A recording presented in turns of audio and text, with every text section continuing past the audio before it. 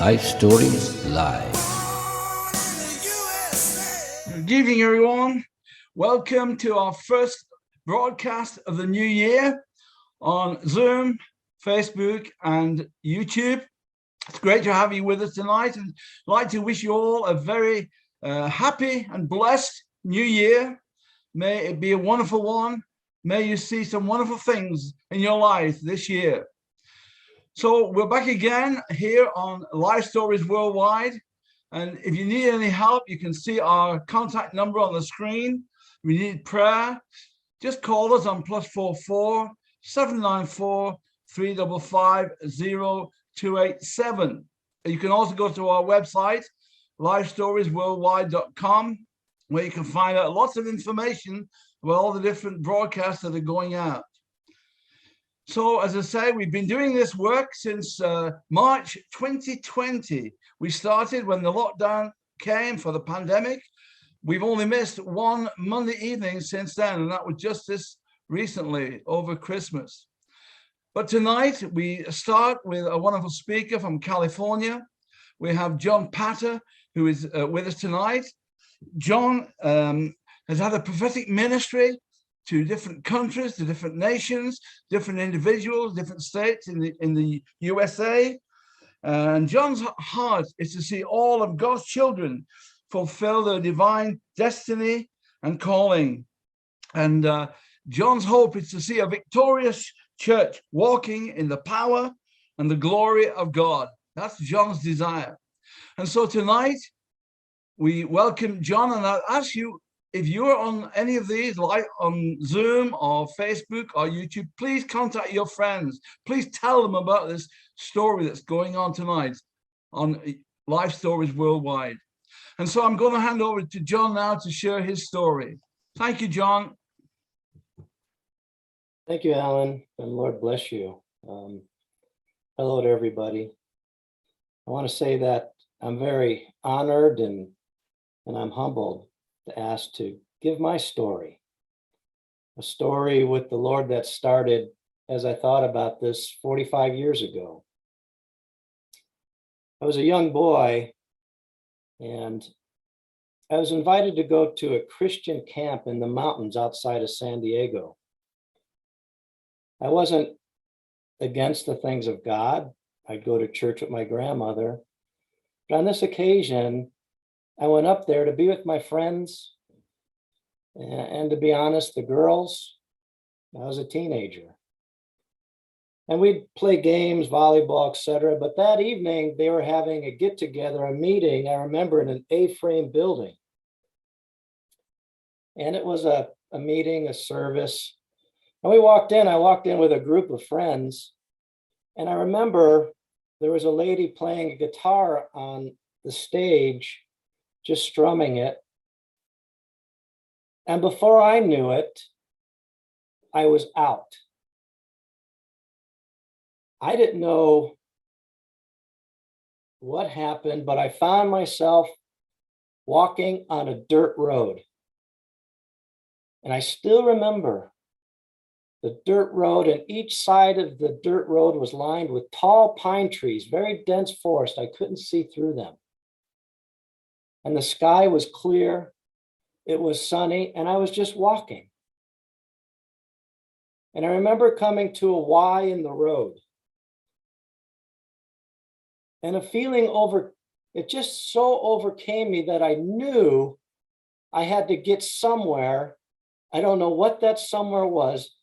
I didn't know whether to turn to the right, go down the path on the right, or the path on the left. And I could see it was still dirt roads lined by pine trees. And I fell down on my knees and prostrate on the ground, and I started to weep uncontrollably. And this went on for a little time, and I heard a voice in front of me. And it said, "John, what's wrong?" And I remember as I looked up from the ground, I saw two golden brass shiny slippers, a white gown, and I started to look up, and I felt the hand touch me on my left shoulder, and immediately I stood straight up and I was looking at Jesus face to face. He is a little taller. He said, "John, what's wrong?" And I said, "Lord, I know I have to get somewhere, but I don't know whether to go to the left or the right." He said, "John, follow me." And I remember we turned and we started to walk down the path on the right. Again, it was a beautiful day. The pine trees, I still remember those, a dirt road, and we just chatted as we walked. And I don't remember the whole conversation, but as we were walking, he turned and he said to me, he said, "John, there'll be other whys that you're going to come to in your life."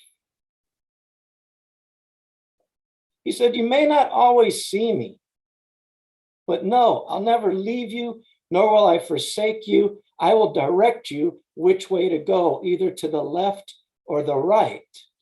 And as we continued to walk, he disappeared. And I was very joyous. And I continued to walk, still the pine trees. And after a while, I came up to another Y in the road. And again, that feeling overcame me. I didn't know if I should go to the right or the left, but I knew there was, the word I would use now is a destiny I have to reach, a calling to get there, as I think about it now. It was an impression given by the Lord. And I fell on my knees again. I started to cry, but then I remembered. So the Lord said he'd guide me. So I stood up and I stood there. And I said, like a prayer, "Lord, I don't know which way to go." And I felt to turn right and go down the path on the right.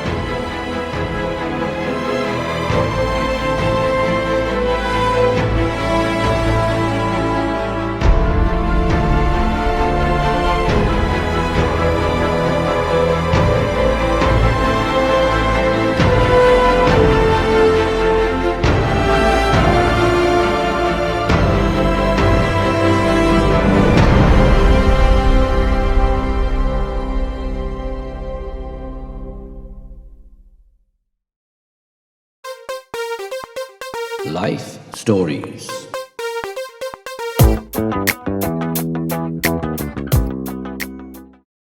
So I did. And I started to walk down that path, still lined by more pine trees. Sunny day. And after a while, I knew I picked the correct path and I was walking the right dirt road. And as I continued to walk, the Lord reappeared next to me as I walking next to me.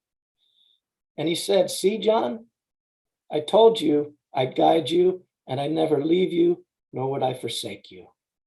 And immediately I found myself on the floor at that meeting hall, crying profusely with my friends standing around me. They didn't know what happened to me. They just saw me fall out. A meeting had not started or anything. I didn't know what to say. I've never had an experience like that. So I didn't say anything to them right away. And I remember coming home a couple days later, walking through the front doors of my house, and I walked in, and my mother was washing dishes in the sink to the left. And I walked in, I said, hello. And she turned and looked at me, and I still remember she dropped the dish in her hand and said, what happened to you? You are glowing. So I told her what happened. That was the beginning of my journey with the Lord 45 years ago.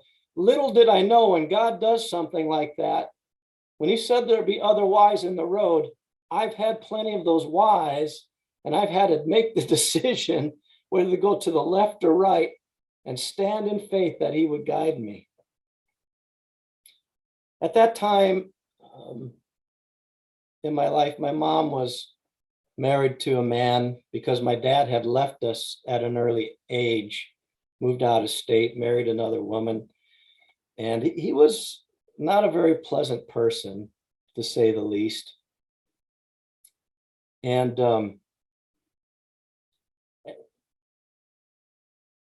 but something I could tell, things escalated in the household. There was something spiritual going on. So I tried to lay low.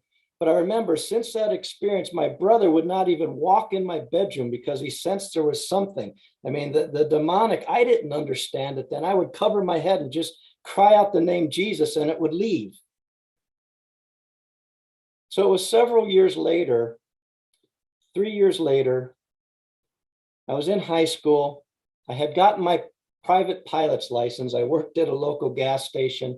I always loved aviation and wanted to fly and make a career out of it.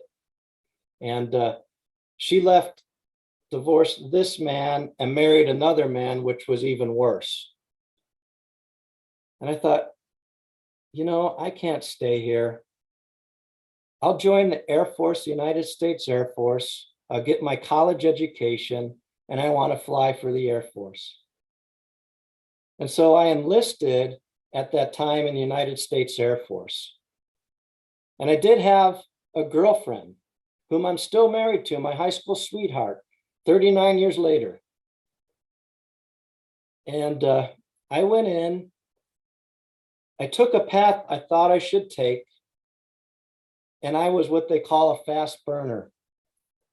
I was having my performance evaluations signed by generals, 2- and 3-star generals, and as a low enlisted person. Going to college at night. But then one day I came home from the office into my dorm room. I wasn't married yet. And I had that experience, and it changed me. But yet I walked into my room, and I hadn't been going to church. I hadn't been doing those things. And the presence of God was so strong in the room. It was a presence of awe, where I fell to my knees on the front of my bed. And the voice, it was almost audible. I don't think it was audible, but it was close. And the Lord said, John, I've called you. You need to make a decision. And I said, yes, Lord, I'll serve you. I'll do what you want me to do. Show me. And something happened to me then, because the next day I showed up at work, I was a different person. Everyone noticed it. And I was so hungry for the things of God. And I went to take my flight physical, and they said, your eyesight dropped. You can't be a pilot. And I thought, I don't want to stay in the Air Force if I can't be a pilot. But this calling, this sense, it just seemed like I should go into the ministry. And at that time, my girlfriend, my future wife, did not know the Lord. And I don't know why, even then, I started to fast and pray. And I said, Lord, I cannot marry this girl. I love her so much. A first love for 2 or 3 years. We had plans to get married, but I will not marry her until she gives, or unless she gives her heart to you. And I remember she drove up to visit me. I was up in north of Santa Barbara on the coast of California, beautiful station I was at, Vandenberg Air Force Base. She lived in San Diego. And we went to believe it or not, a large Christian meeting, thousands of people. And I remember at the end, the fellow on the stage said, I want to pray for people who want to receive the baptism of the Holy Spirit and power. And I raised both my hands, and I remember the power of God hit my fingertips and shot right through my body, and I did not let it go. I grabbed everything I could, and I started to speak in another language. And I don't know how long this went on for, but I remember when it was over with, there was an older lady behind me, and I didn't understand what this meant then.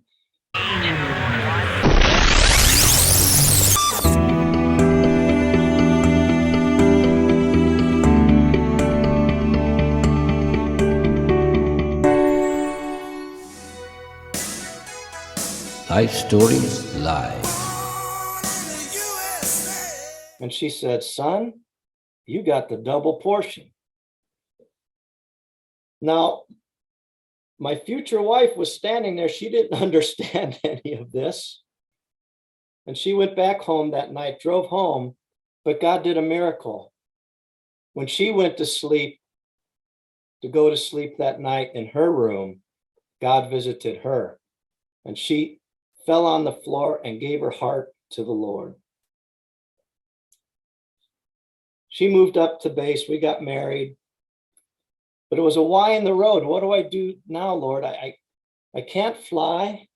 What is it? And that calling, I got involved in church up there, and things started to open for preaching and for ministry, and miracles were happening, and started to operate then in the prophetic. I was only 20 years old. And so I went through, they said, well, you should be a pastor. So I went through all the schooling, and I got down to the very end. I was approved, ready to go to be ordained. And God said to me, John, I've not called you to be a pastor. I mean, it was very clear. I said, okay, Lord. But I knew to get out of the Air Force, so I served my term. It did not re-up, and we moved down to San Diego. And that started over 25 years in the marketplace. And God opened the door for me in the mortgage industry at the age of 25. And for the next 25, 30 years, that's what I did. And I was very successful at it. Very successful. But there was coming another Y in the road. And I would attend church. People would recognize the prophetic, and I was growing in it. God was doing amazing things. But then in 2008, at that time, I had established and started my own company, had my own agents, loan officers, doing very well. But the economy started to change for the worse.